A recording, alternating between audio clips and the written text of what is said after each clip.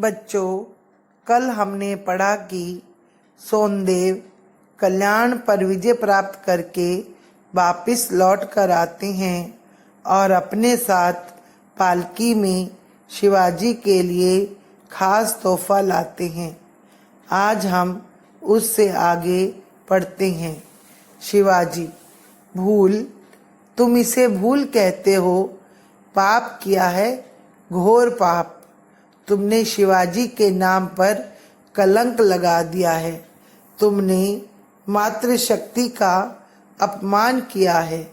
सोनदेव: क्षमा करे श्रीमंत, क्षमा।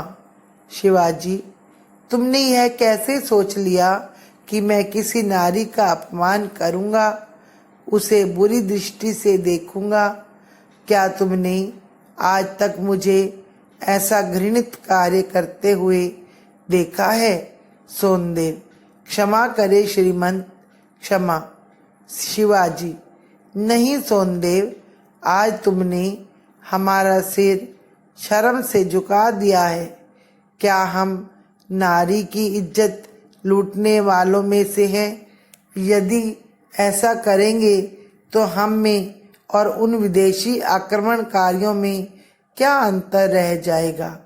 मोरोपंत की ओर देखकर: मोरोपंत जी, राज्य में यह घोषणा करवा दीजिए कि हमारे राज्य में किसी ने भी नारी का अपमान किया तो उसका सिर काट दिया जाएगा। बच्चों, इस पृष्ठ में आए कठिन शब्द इस प्रकार है: मातृशक्ति, श्रीमंत, घृणित, घोषणा। बच्चों, आओ उससे आगे पढ़ते हैं। सोनदेव: क्षमा करें श्रीमंत, क्षमा। शिवाजी: नहीं सोनदेव, तुम्हें क्षमा नहीं कर सकता। तुम्हें इस देवी से ही क्षमा मांगनी होगी। यदि ये तुम्हें क्षमा कर देंगी तो ही तुम क्षमा पात्र बन पाओगे। मेरी ओर से तुम्हें क्षमा तब मिलेगी जब तुम इन्हें सकुशल इनके घर छोड़कर आ जाओगे। सोनदेव पुत्र वधू के समक्ष हाथ जोड़कर: क्षमा करें देवी, मुझसे घोर पाप हो गया है। पुत्र वधू क्षमा के भाव के साथ अपनी सुरक्षा को आश्वस्त होते हुए सोनदेव शिवाजी की ओर देखकर श्रीमंत देवी को उनके घर छोड़कर आने की अनुमति दें। पुत्रवधू: धन्य है ऐसी माँ जिसने ऐसे लाल को जन्म दिया। पालकी में बैठते हुए छत्रपति शिवाजी की जय। सभी छत्रपति शिवाजी की जय सैनिक पालकी को वापस ले जाते हैं। इस पृष्ठ में आए कठिन शब्द इस प्रकार हैं: सुरक्षा, आश्वस्त, छत्रपति शिवाजी।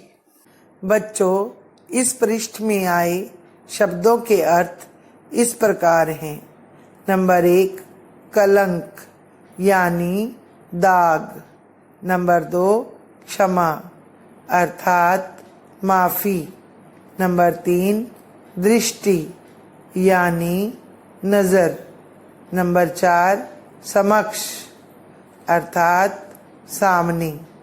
नंबर 5, अनुमति, इसका अर्थ होता है आज्ञा। बच्चों, वाक्यों में आए रेखांकित सर्वनाम शब्दों का भेद बताएंगे। बच्चों, सर्वनाम किसे कहते हैं और उसके कितने भेद हैं, यह आपको पिछली कक्षा में भी समझाया गया था।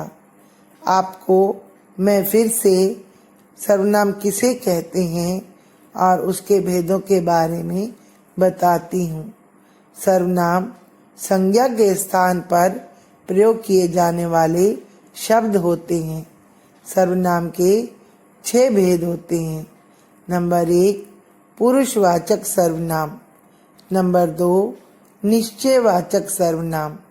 नंबर 3, अनिश्चयवाचक सर्वनाम।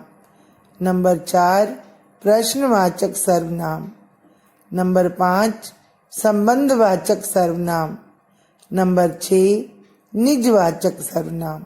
बच्चों आइए अब हम वाक्यों में आए रेखांकित शब्दों का सर्वनाम का भेद बताते हैं।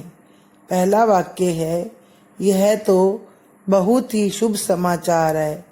इस वाक्य में यह शब्द रेखांकित है और समाचार निश्चित है, इसलिए यह निश्चयवाचक सर्वनाम है। नंबर 2 आपको भी बहुत बहुत बधाई हो।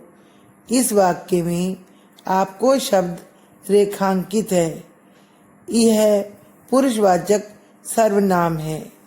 नंबर 3 मैं उसे ही बंदी बनाकर लाया हूँ। इस वाक्य में मैं शब्द रेखांकित है, यह भी पुरुषवाचक सर्वनाम के अंतर्गत आता है। नंबर 4 हम में और उन विदेशी आक्रमणकारियों में क्या अंतर रह जाएगा। इस वाक्य में रेखांकित शब्द है उन शब्द भी पुरुषवाचक सर्वनाम के अंतर्गत आता है।